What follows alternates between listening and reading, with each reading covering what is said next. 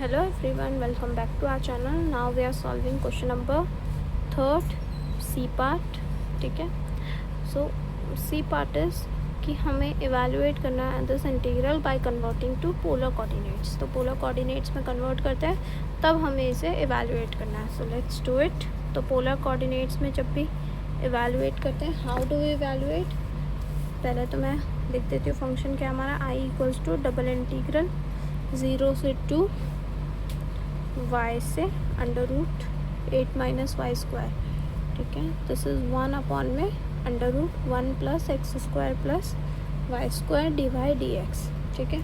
सो polar coordinates में करने के लिए x को क्या लेना होता है r cos theta and y को लेना होता है हमें r sin थीटा. ठीक है. तो dx क्या आ जाएगा हमारा dx इज़ इक्वल्स टू मतलब dx dy बोल देते हैं डायरेक्टली. dx dy क्या होता है पोलर कोऑर्डिनेट्स में r dr d थीटा. तो जो अब हमारा फंक्शन है ये वाला फंक्शन ये क्या बनेगा. सो दिस फंक्शन 1 अपॉन में under root 1 plus X square plus Y square क्या बन जाएगा हमारा. इट इज़ 1 अपॉन में 1 plus are square cos square theta. यहाँ से R square sine square theta आएगा. मैं कॉमन ले लेती हूँ R square sine square theta and this is what this is 1. So this becomes 1 upon under root 1 plus are square.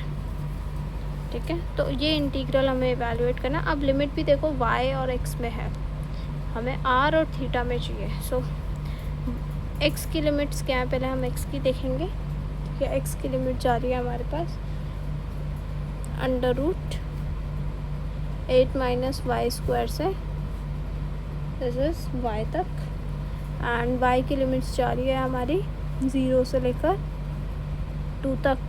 ठीक है. That is it. तो जब x इक्वल्स टू वाई ये वाले लिमिट पे हम देखेंगे जब x equals to Y it means r cos theta equals to r sin theta. What are we getting we are getting कि tan थीटा क्या आ जा रहा है 1 r से r कट गया sin theta by cos theta क्या हो जाएगा tan थीटा दैट इज़ 1 और 1 क्या होता है थीटा मतलब जब थीटा की वैल्यू पाई बाई 4 45 डिग्रीज पे. ठीक है. और दूसरी बारी x की वैल्यू ले ली हमने 8 माइनस वाई स्क्वायर सब्सटीट्यूट या फिर मैं इसे ऐसे लिख सकती हूँ x square is equals to या फिर x square plus Y square equals to 8. दोनों तरफ स्क्वायरिंग कर ली. Now put x equals to r cos theta r sine theta r square cos square theta plus are square sine square theta. R square common लेंगे sine square plus cos square theta that is 1 and it is equals to 8. तो r की value r is a radius. ठीक है. मतलब जो भी r positive number होता है. So this is 2√2 positive. ठीक है. तो आगे तो this means therefore theta is from 0 to pi by 4 and r is from 0 to 2√2. बस अब क्या करो एवेल्यूएट कर दो.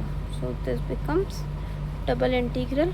किसको पहले करना चाहते हो उसे पहले लिख लो और जिसे बाद में करना चाहते हो उसे बाद में लिख लेना. ठीक है. सो जस्ट राइट 0 से लेकर पाई बाई 4 मैंने थीटा पहले लिख दिया एंड 0 से लेकर 2√2 R D R D theta R D R D theta under root में 1 प्लस आर स्क्वायर. ठीक है. अब देखो ये वाला इंटीग्रल थोड़ा सोचो कैसे सॉल्व करते थे. मतलब आपने 11th एंड 12th मतलब आई थिंक 12th में पढ़ता है इंटीग्रेशन. ठीक है. उसमें बहुत सारे मेथड होते हैं देखने के लिए इंटीग्रेशन और एक कि कौन सा मतलब कैसे होता है. So look at this carefully. अगर इसका डेरिवेटिव मैं लूँ तो वो ऊपर बन रहा है पर बस 2 की कमी है. 2r dr देखो डेरिवेटिव बन रहा है. अगर मान लो ये मैंने पूरा t मान लिया सो ऊपर 2r dr क्या बन जाएगा t dt बन जाएगा. सो 2 से मैंने मल्टीप्लाई डिवाइड कर दिया. ठीक है.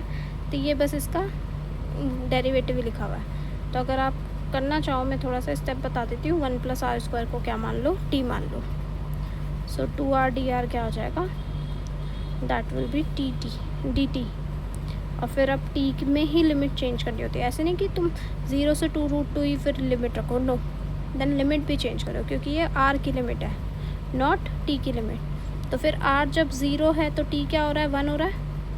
r 0 पे t 1 हो रहा है एंड r जब 2√2 है तो मतलब t क्या हो रहा है 9 हो रहा है. So we are getting half 0 से लेकर π/4, this is π/4 and this is 1 से लेकर 9. 2r dr के बदले dt लिख दिया, अंडर रूट में t लिख दिया एंड d थीटा लिख दिया.